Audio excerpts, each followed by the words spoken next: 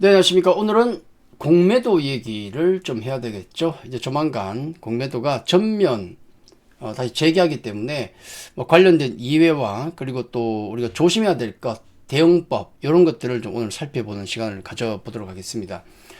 자, 공매도는 이런 거예요. 쉽게 말씀을 드리면 만약에 내가 공매도를 하려고 한다. 자, 그렇게 생각하면 쉽습니다. 자, 여기 내가 있습니다. 자, 내가 있고 A라는 사람이 있고 그리고 이제 어떤 주식을 만 원짜리가 있어요. 만 원짜리, 현재가 만 원 주식이 있는데, 우연찮게도 내가 어떤 정보를 들었습니다. 속닥속닥. 야, 이 주식 급락할 것 같아. 악재가 있어요. 딱 들었어. 기회로 활용해야 되죠. 앞으로 떨어질 것 같으니까, 내 예상에는. 그러면 내가 이 주식을 들고 있으면은 무조건 팔아야 되겠죠. 주식이 없으면 이 가지고 이익을 볼 수 있는 방법이 없지 않습니까? 그때 쓰는 방법이 바로 공매도인데 우리는 커버드라서 공매도를 하기 위해서는 반드시 주식을 빌려와야 돼요. B라는 사람이 있는데 이 사람이 이 주식을 들고 있습니다. 이리 다오. 내가 빌려요. 이 사람한테. 이렇게 빌려옵니다. 이렇게 빌려옵니다. 그럼 나중에 갚아주기만 하면 돼요. 다시. 그죠? 대신에 뭐 이자를 좀 줘야지. 이자 같은 거. 수수료 이자를 좀 줘야 됩니다. 빌려와서 요걸 그냥 만 원에 파는 거예요. 빌려왔으니까 바로 팔 수 있지 않습니까? 한 주 생겼으니까 팔면 되죠? 나한테 얼마 현금이 생깁니까? 만 원에 팔았으니까 나한테 현금 만 원이 생깁니다. 그렇죠? 그리고 기다립니다. 진짜 악재가 터져서 주가가 떨어집니다. 얼마까지 떨어졌냐? 5천 원까지 반토막 났어요. 5천 원까지 떨어진 거야. 그러면 나는 이제 뭘 하느냐?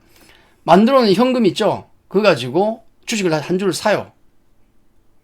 삽니다. 그걸 사와서 다시 주식을 갚으면 돼요. 이 사람한테. 갚으면 되죠. 사와서 갚는 거예요. 그러면은 내가 만 원에 팔아놨는데 5천 원에 다시 샀죠. 갚았지 않습니까? 끝났어. B와의 관계는 끝났습니다. 이자 조금 챙겨주고. 그러면 내 현금이 얼마 남았어요? 만 원에 팔아놓은 현금으로 5천 원짜리를 샀으니까 5천 원이 나한테 남아요. 이게 공매도 수익이다. 이렇게 하는 겁니다. 자, 이런 간단한 원리를 좀 생각하시고, 자, 우리 이제 공매도의 수익 구조를 잠깐 보시면은 이런 건 그냥 재미로 알아두시면 돼요. 우리가 이제 보통 주식을 매수해서 파는 롱 세력일 경우에는 간단합니다. 내가 어떤 주식을 주가가 이렇게 올라가는데 주가를 매수가가 있어요. 얼마에 사면 여기가 본전이거든요. 사고 나서 주가 이렇게 올라가면 올라갈 때마다 투자 수익은 늘어납니다. 주가 올라갈 때마다 늘어나요. 올라갈 때마다 주가 수익이 늘어납니다. 맞죠? 주가 올라가면 이익을 보는 것인데 숏은 이런 구조입니다. 내가 어떤 특정 가격에 주가는 이쪽이고 X축, Y축인데 자, 내가 특정 가격에 매도를 했습니다. 이 가격에 매도를 했어요. 그러면 수익 구조가 어떻게 되냐면 이렇게 됩니다. 주가가 내려가야 이익을 봅니다. 자, 주가가 내려가면 이만큼 이익이 생기고 주가가 내려가면 이만큼 이익이 생기고 그죠? 주가가 내려가면 이만큼 이익이 생깁니다. 이게 공매도예요. 근데 반대로 내가 매도를 쳤는데 주가가 올라갈 수도 있지 않습니까? 그죠? 자, 매도가 여기 있는데 주가가 올라갑니다. 올라가면 손실, 올라가면 손실, 올라가면 손실. 그 손실폭이 커지는데 주가라는 것은 무한정으로 올라갈 수 있잖아요. 그러니까 이 손실이 무한대로 커지는 거예요. 무한대로. 공매도가 반드시 훌륭한 건 아니다. 손실을 볼 때는 무한대로 볼 수 있는 게 공매도입니다. 자, 그런 구조만 생각하시고, 자, 공매도 대응법 바로 뭐 들어가죠. 공매도를 대응하는 방법은 이제 공매도가 이제 시작되면 우리가 해야 될 게 뭐냐면 매일 아침마다 대차장구를 챙겨야 됩니다. 대차장구. 공매도 얼마나 쳤는지를 체크해야 돼요. 대차장구는 주식을 빌려간 장구예요. 아까 우리 그림 기억나시죠? 내가 공매도를 때리기 위해서는 네이키드는 안 되기 때문에 반드시 빌려와서 때려야 돼요. 선행 행동이 빌리는 겁니다. 빌리면 대차장구가 늘어나요. 그게 아침마다 체크가 됩니다. 자, 그리고 실제로 공매도가 만약에 감행이 되면 대차장구가 늘어난다는 것은 뭐 다른 용도도 쓰지만은 주식을 빌려간 거 가지고 다른 용도도 써요. 파생에도 쓰고 하는데 가장 큰 게 공매도입니다. 그죠? 그래서 대차장고가 늘어나면 공매도의 가능성이 높아진다는 얘기예요. 그렇죠? 그럼 실제로 공매도가 발생했다 그러면은 제일 중요한 게 공매도 세력을 파악해야 돼. 이게 쪼막손인지 아니면 어디 뭐 헤지펀드 큰 놈인지를 파악해야 돼요. 조막손이면 그래 뭐 네 마음대로 해라 그럴 수 있지 않습니까? 개인도 공매도할 수 있으니까 그죠? 옆집 아저씨가 공매도 때리는데 겁나 도망갈 수는 없는 거 아닙니까? 그죠? 그럴 땐 견뎌야 되는데 거대 헤지펀드가 때리고 있다. 도망가야죠. 네.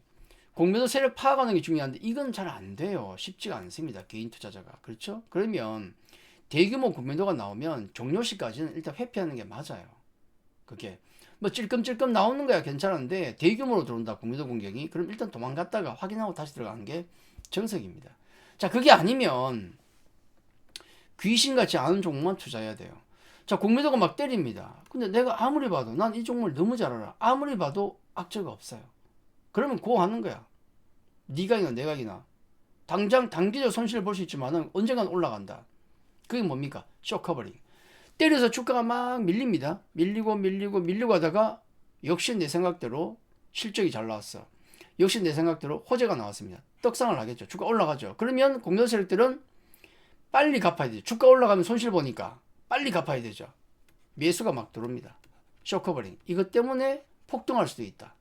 그래서 되도록이면 공매도 세상이 되면 되도록이면 귀신같이 아는 여러분이 아는 종목만 하시는 게 좋아요. 그래 대응이 되니까. 자, 이게 공매도 대응법이고요. 케이스 바이 케이스 기준 하지만은 크게 볼 때는 이런 정도 생각하시면 됩니다. 아까 여기 제가 보여드린 게 뭐냐면 대차 잔고 증가하는 모습. 아침마다 이거 체크해야 돼요. 이건 LG 에너지 솔루션인데 여기 대차가 있죠. 보시면은 대차 주식 빌려간 거 상환도 있어요. 빌려간 걸 다시 갚는 것도 다 나와요. 이날 보면은 36만 주를 빌려갖고 누군가가 8만 2천 주를 갚았다는 얘기입니다. 그래서 증감이 27만 주가 늘어났어요. 잔고가 늘어났다는 얘기예요. 이렇게 늘어나면 불안한 거야. 그죠? 근데 이렇게 일상적으로 매일 이 종목은 보니까 뭐 조금 늘어나더라. 만 주, 2만 주 늘어나더라. 그럼 일상적인 건 괜찮은데 극단적인 경우 아니 만 주 늘어났다가 만 주 빠졌다가 만 주 늘어났다 이런 모양이었는데 갑자기 100만 주가 늘어난다. 예를 들어 아침에 보니까 이게 100만 주 떡 잡혀있어 대차가. 그러면 뭔가 수상한 거예요. 그죠? 그걸 바짝 긴장을 해야 됩니다. 극단적인 증가를 체크하는 게 중요합니다. 그냥 일상적으로 올라갔다 빠졌다 이런 거는 신경 쓰지 말란 얘기예요. 극단적인 증가만 체크하는 게 중요합니다. 자, 그렇게 보시면 되고. 자, 공매도 대응법 설명드렸습니다. 아까 방금 보셨던 건 대차 잔고를 체크하는 방법이에요. 예, 그겁니다. 자, 그러면은 과연 어떤 종목들이 공매도 세력들의 먹잇감이 되는가? 자, 이걸 보시면 되는데 제일 중요한 건 뭐겠습니까? 아까 우리 제가 그림을 멋지게 그리면서 보여드린 거 있죠. 악재가 있는 종목. 악재가 있는 종목인데 공매도 세력들이 먼저 알았어. 정보력이 좋았어. 그럼 때리기 시작합니다. 그렇겠죠. 실적이 부진한 종목. 그러니까 결국은 뭐냐면 공매도 먹잇감은 떨어질 가능성이 높은 종목을 얘기하는 거예요. 하락할 확률이 높은 종목을 얘기합니다. 악재가 있는 종목이 떨어지겠죠. 부진한 종목이 떨어지겠죠. 그리고 많이 오른 종목. 많이 올라가면 올라가서 떨어질 확률이 높아지는 건 맞지 않습니까? 그죠? 그리고 고밸류주. 뭐 많이 오른 종목이 꼭 고밸류주는 아닙니다만은 고밸류가 아니라도 많이 오른 종목은 언제든지 공격을 받고요. 우리 주가 떨어질 때 주가 하락할 때 일단 사보는 거 있지 않습니까? 저가면서 들어가는 경우가 있잖아요. 똑같습니다. 주가 많이 오르면 일단 때리고 보자. 많습니다. 그리고 밸류가 높은 종목들. 이게 공매도의 먹잇감이 됩니다. 이것도 케이스 바이 케이스로 종류가 많겠지만은 대략적인 건 이런 거예요. 자, 그리고 반대로 그러면은 공매도 세상에서 우리가 투자를 해야 될 종목, 어떤 종목을 봐야 되는가? 당연히 실적 우량주예요. 예, 실적이 가장 중요합니다. 왜냐하면 주가가 이렇게 올라가다가 만약 공매도 공격을 받을 수도 있죠. 그러면 주가가 떨어지겠죠. 얘가 떨어지게 되면 어떻게 됩니까? 실적은 좋은데 주가가 떨어져. 그럼 퍼밸류가 낮아져요. 밸류가 싸집니다. 그럼 또 들어와요. 누가? 롱세력이. 쉽게 안 빠진다고요. 실적이 없는 놈은 때리면 때릴수록 계속 빠지는 거야. 어차피 그때도 밸류가 높으니까. 반드시 실적을 체크하셔야 된다. 그리고 반대로 낙폭이 큰 종목, 많이 떨어지는 종목. 내가 봐도 더 빠질 데가 없어요. 공매도 세력이 봐도 아이고 너무 많이 빠졌네. 빠질 데가 없네. 밸류가 너무 작네. 낮아가지고 때릴 데가 없어요. 이거 공매도 때려봤자, 에휴, 밀리지나, 요거 밀리다 말겠다. 그거 안 합니다, 공매도를. 그죠? 그런 거. 그리고 세 번째는 모멘텀이 강한 종목. 돌발 모멘텀이 나올 수 있는 종목도 굉장히 그 공매도가 세일 때 조심합니다. 어떤 거냐면, 예를 들면, 전부 다는 아니지만은 일부 바이오주들. 호재가 있을 수 있는 바이오주. 네. 예를 들어, FDA 신청을 했어. 이 친구가. 그럼 공매도 함부로 못 때려요. 어떻게 될지 모르니까. 그거 잘못 공매도 막 때렸다가 갑자기 FDA 승인돼 버렸다. 상한가 때려버리면 공매도 세력 바로 끝납니다. 그걸로. 그죠? 그렇기 때문에 어떤 강력한 모멘텀을 잠재적으로 갖고 있는 종목들은 함부로 공매도 못 때려요. 근데 반대로 그런 모멘텀이 깨지는 순간에는 엄청난 공매도 세력들의 공격이 있을 겁니다. FDA 신청했는데 딱 오늘 좀 실패했어. 그날부터 공매도가 엄청난 공격이 들어옵니다. 당연하죠. 예. 자, 그런 것도 염두에 두시면 좋습니다.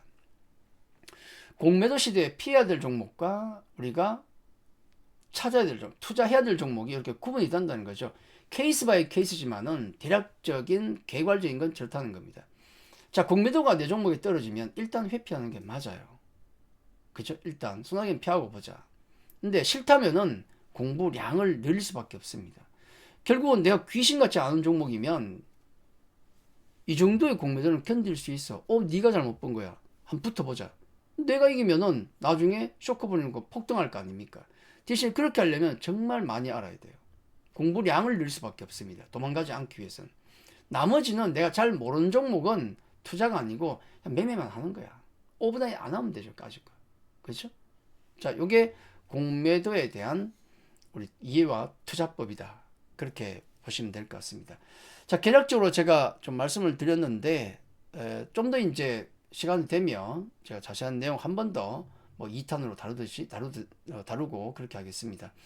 자, 오늘 내용이 여러분 투자에 도움이 되셨다면 구독, 좋아요, 알림 설정까지 해주시면 감사하겠습니다. 자, 오늘 시간은 여기까지입니다. 감사합니다.